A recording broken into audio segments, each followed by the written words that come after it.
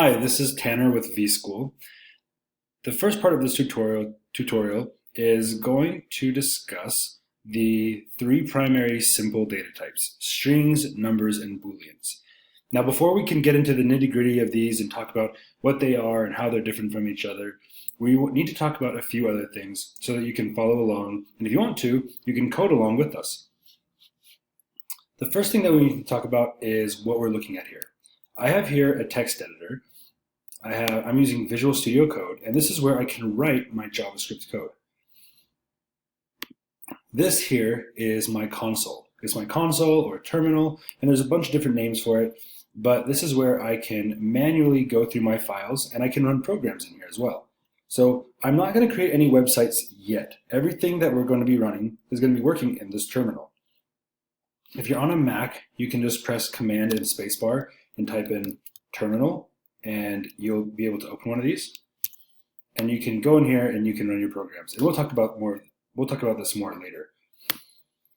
The next thing that we talk about are variables and logging things or writing things to the console. A variable is a placeholder, or it's a place where we can store data. We create a variable by typing the keyword var, just var, and giving it a name. So I'm going to say variable, or var, name. So here I'm creating a variable that is called name. And I can give it a value by saying equals, and then I can say John Jacob Jingleheimer Schmidt, or however you spell it. Because this is a really long name. I don't want to type John Jacob Jingleheimer Schmidt every time I want to use that information. So I have this data here. It's this string. This is what a string is. And I'm storing it as a variable under the name. I could create another one of these, and I could say var age. And so here I'm creating a variable that's called age, and I'm saying that this age is going to be equal to 12.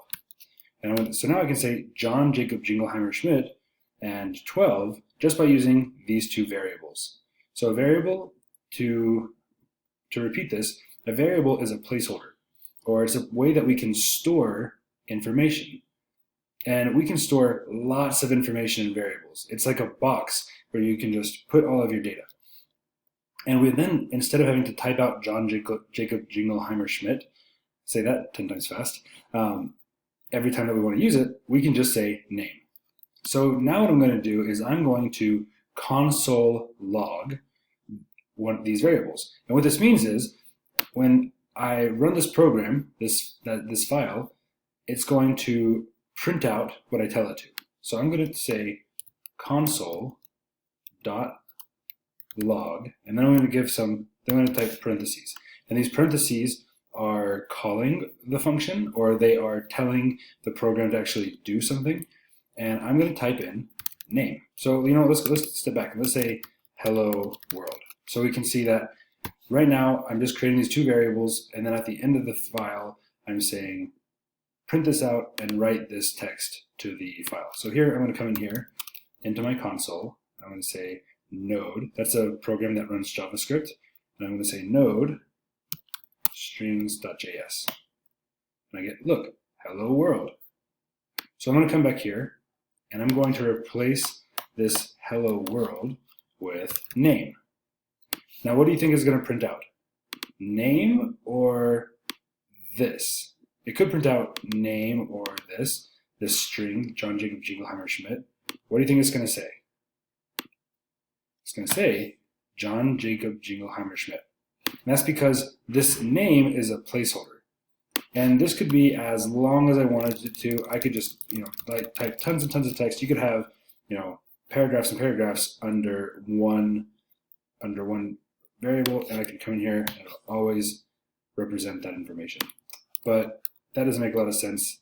We want it to be a nice name. And after this, I can console.log and then parentheses, and I can pass in age. So we're going to be doing this a lot through the next few tutorials. We're going to be creating some short and simple tutorials, hopefully to help you understand what these things are. And if you want to follow along, I highly recommend you do. It'll definitely help you.